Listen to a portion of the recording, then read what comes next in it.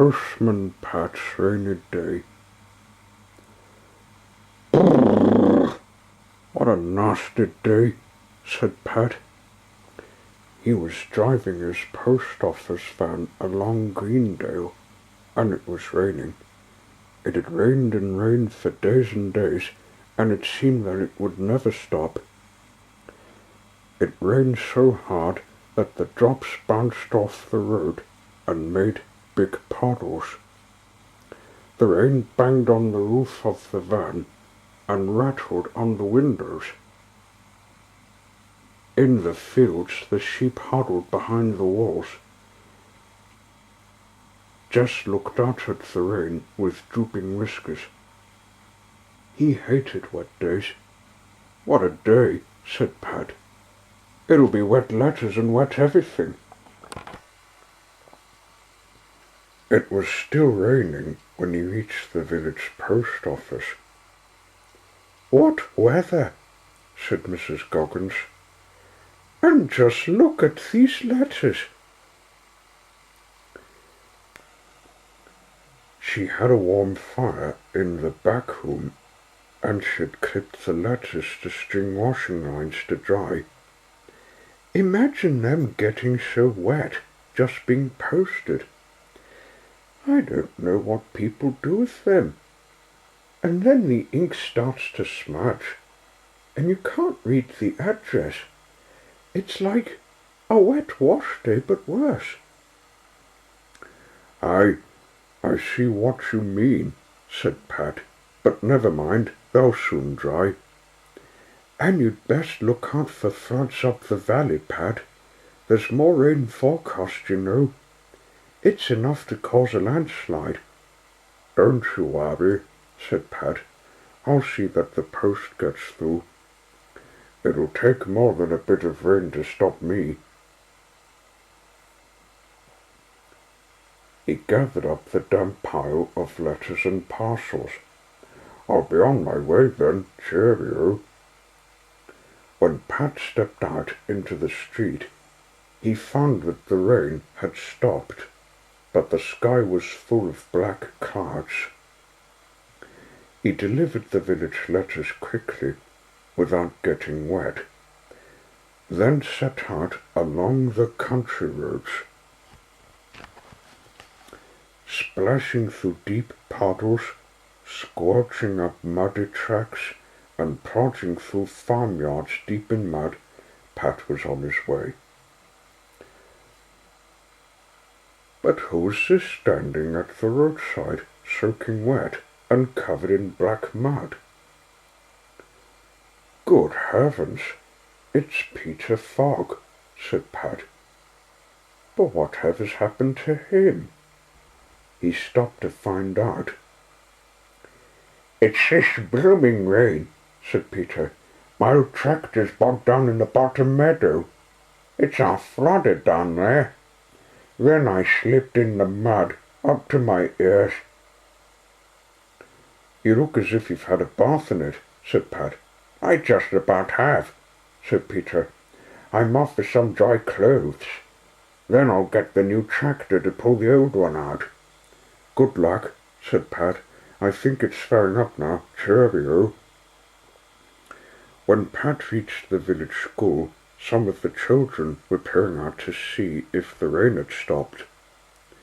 Charlie Pringle ran out for the letters. Hello, Charlie, said Pat. Where's Bill Thompson then? He's off school today. They say there's flooding up at Thompson Grant.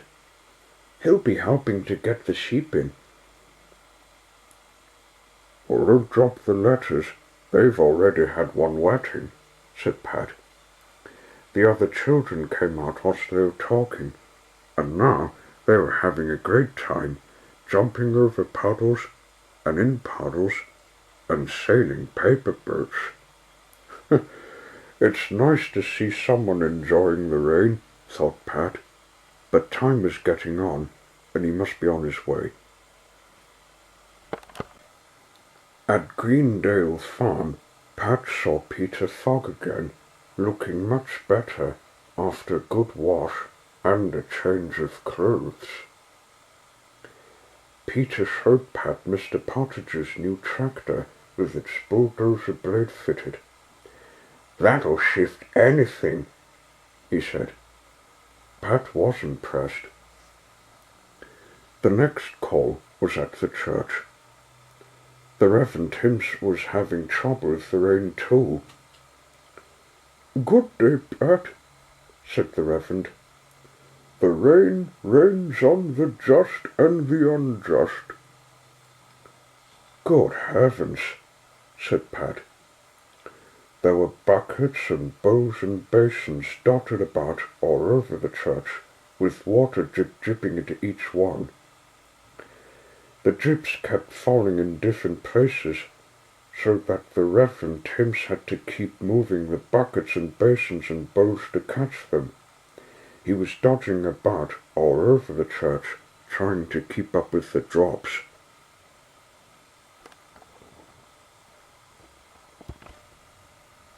"The church roof isn't what it was," he said. "I think we'll have to have an appeal."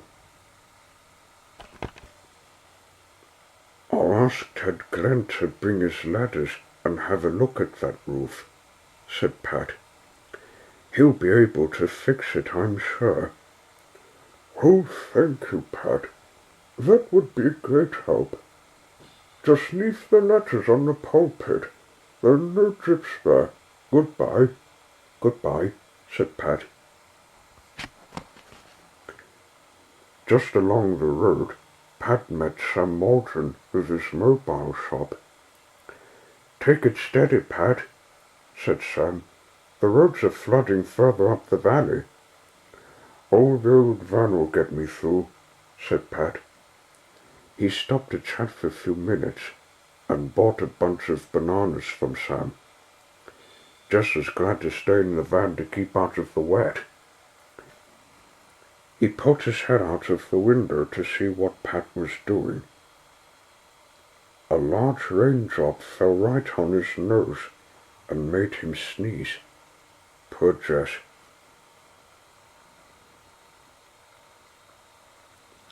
They were getting into the hills when they saw Mrs. Thompson standing in the road, waving them to stop. "Hello, Mrs. Thompson. What's going on?" said Pat. "There were terrible floods in the top fields, Pat, and the water's brought tons of earth down and blocked the road. Come and see."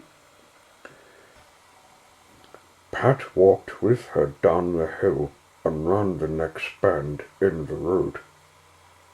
A great pile of rocks and earth and mud lay right across the road and in the fields on both sides. Nothing could get past. "Dear me," said Pat. "Can't we telephone the village for help?" "No, the lines are down." "Can't we walk round it?" "It's too dangerous with these floods. You could be buried if the land started to slip again." They heard an engine coming along the road. "Here comes Alf," said Mrs. Thompson. "He's going to try to get through with the tractor." "Do you think he can do it?" said Pat. "I'll have a jolly good try," Alf shouted.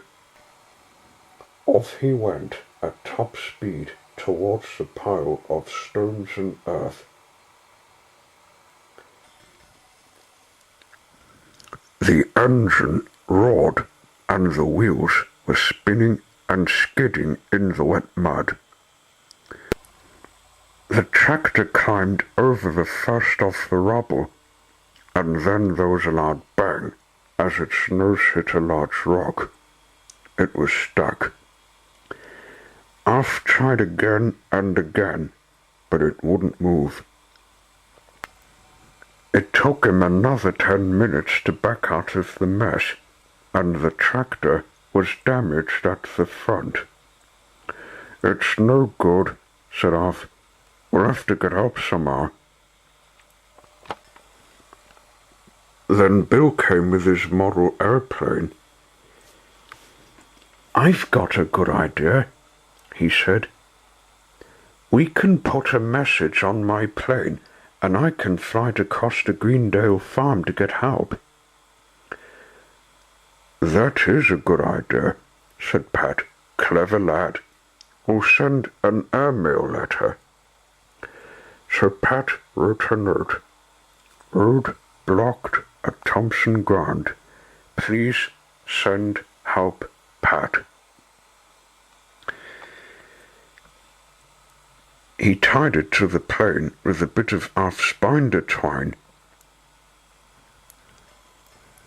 Bill stood on a little hill where he could just see the distant chimneys of Greendale Farm, and twiddled his radio controls.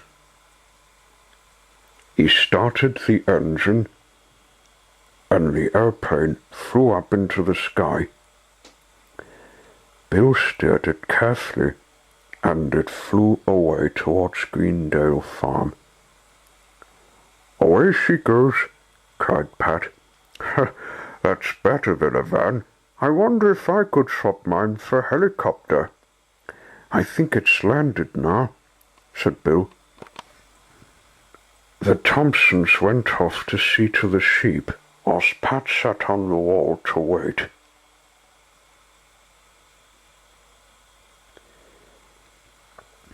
It seemed ages since the plane had gone. He was just thinking it must have crashed when he heard a powerful engine coming up the road on the other side of the blockage. It was Peter Fogg on the new tractor with the bulldozer blade. "Got your letter?" he shouted. He drove into the rubble. The bulldozer blade pushed the earth and stone to one side of the road, with a loud grinding and screeching of metal and stones and earth. The huge wheels bit into the ground and pushed the tractor forward. He was through. "Thanks, Peter," shouted Pat. "Right you are," shouted Peter. When Sam Morgan came along in his mobile shop, there was just enough room for him to get through. Pat followed in his van. He was glad to be on his way again. Pat called at farms and houses all along the valley, delivering letters and cards and parcels. He told everyone he met about the landslide at Thompson Ground and how Peter Fogg had come to the rescue. When he saw Ted Glenn by the road, mending a wall, he remembered something else and stopped to talk to him. "Can you go and have a look at the church roof, Ted? The Reverend has the church full of buckets." "I'll pop along when I've finished this wall," said Ted. "Blooming rain. It makes no end of work." Miss Hubbard came past on a bike. She was on her way to choir practice. "I'd turn back if I were you," said Pat, "or you might have to swim home." "Swim?" said Miss Hubbard. "It'll take more than a drop of rain to stop me." And on she went. "I'll be on my way too," said Pat. "Cheerio." As Pat wound his way along the valley, it looked like rain again, but there was a warm fireside to look forward to, and all the letters had been delivered. Postman Pat's secret. It was a special day for Pat. He wouldn't tell anyone why it was a special day, because it was his secret. A secret that he had kept for many years. Pat sang as he drove along the valley. It was a happy day too. Jess sat beside him and twitched his whiskers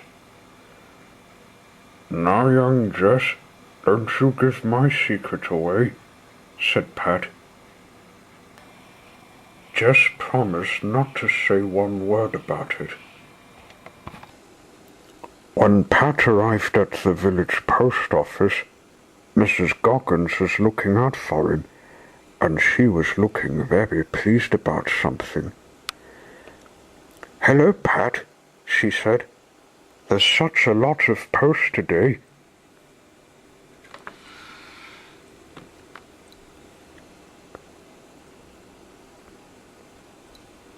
Pat didn't look too pleased until he saw that much of it was for him. But who could be writing all these letters to Pat? One had a drawing of a cat on it, and the writing looked suspiciously like Katie Partridge's. "Why don't you open them?" said Mrs. Goggins. "Then you'll know who sent them." So Pat did. What a surprise! They were all birthday cards. He stood them in a row along the counter.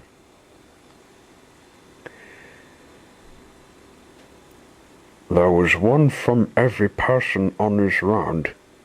He was very pleased after all. But how did everyone know that it was his birthday today? That was his secret, and that was no longer secret at all. "How did they know?" said Mrs. Goggins. "Well, I didn't tell them, and that's all I'm saying, except happy birthday, Pat, and many happy returns." Pat bought 6 chocolate kittens, then gathered up all his cards and the day's letters and went on his way. At Greendale Farm, the twins were looking out for Pat and saying, "Happy birthday to you," when he came in with the letters, and Mrs. Partridge joined in too.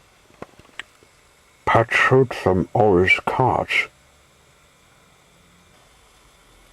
Then Mrs. Partridge whisked a cloth off the table, and there was a birthday cake with an icing sugar post office fan on it, and pink letters saying, "Birthday greetings to Postman Pat." And there was a sugar mouse for Jess. "But how did you know it was my birthday?" said Pat. "We're not telling," said Mrs. Partridge. "It's a secret." "It was a secret," sighed Pat. "But all the same, thank you very much. It is a lovely cake." Then he was off on his way. "Goodbye."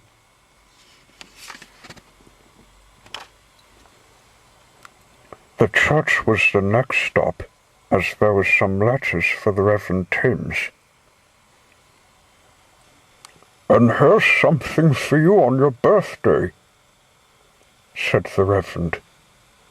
He gave Pat a Bible bound in leather. "That's very kind of you," said Pat. "But how did you know it was my birthday?" "He who reads shall learn," said the Reverend Timms. "Oh?" said Pat, puzzled. How could the Bible tell the secret of his birthday? He couldn't guess. When Jess saw it, he wondered if it was a sugar Bible. Pat drove away up the winding hilly roads and arrived at Thompson Ground just in time for a cup of tea. Mrs. Thompson was just looking at Pat's birthday cards when Alf came in. "Hello, Pat," he said.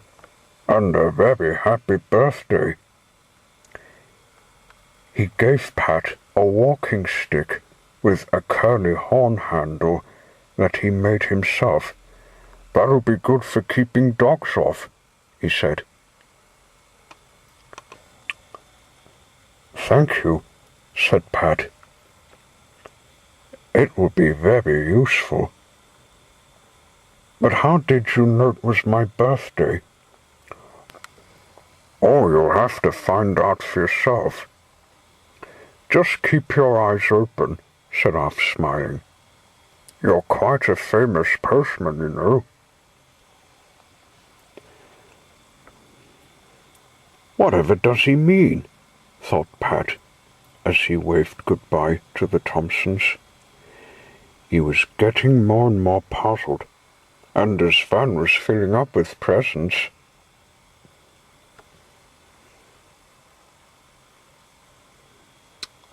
Jess didn't like the sheep's horn on the walking stick. He thought it might butt him when he wasn't looking. When Pat called on Granny Dryden, she gave him a woolly vest that she had knitted specially. It looked very itchy. And Miss Hubbard gave him a steering wheel cover made of red velvet to keep his hands warm in winter. At Intake Farm, George Lancaster gave Pat 24 eggs, all different colours, laid by his prize hens. When Pat met Sam Morgan along the road with his mobile shop, Sam gave him a big box of strawberries and a carton of cream. Pat called late at the village school because they'd all been away for the morning on a visit to Pencaster Castle. They were ready for Pat though, all the same. They sang him 2 songs that they had been practicing and gave him a big model of his van that they had made specially. Pat had presents for them, a chocolate kitten each, to say thank you for all their cards. How pleased they were. But when he asked how they knew about his birthday, the children smiled, pressed their fingers to their lips, and said nothing.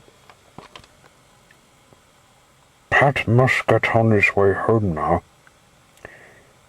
He did not want to be late because he knew his wife would have a special birthday meal ready for him. The day's run was finished, and Pat's last job was to empty the letterbox. Peter Fogg came along on his tractor and stopped for chat. Pat told him about how everyone knew it was his birthday. "Did you know why?" said Peter, laughing. "I certainly do not," said Pat.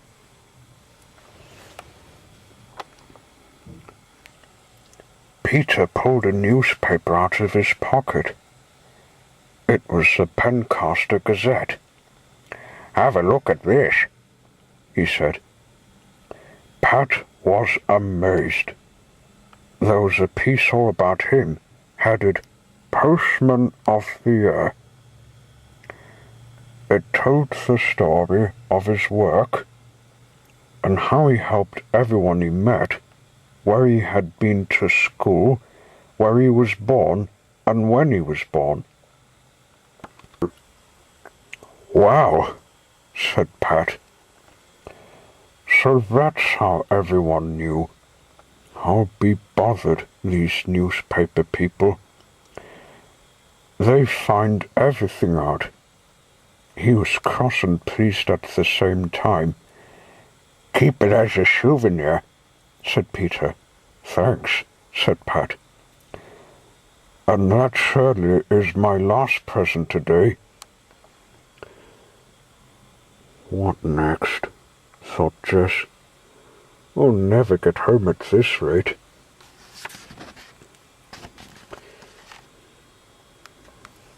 But they were on the way home this time. I wonder when my birthday is, said Jess to himself. It's such a good secret that even I don't know. I wish I could find it in the paper. Then I could have cards and presents. Never mind. There'll be a good dinner waiting for me, and that's as good as a present any time. What a strange day, said Pat. We finished up with a van full of letters and parcels. And off they went home. But Jess didn't have his usual catnap. He wanted to keep an eye on that ram's horn, just in case it tried anything funny.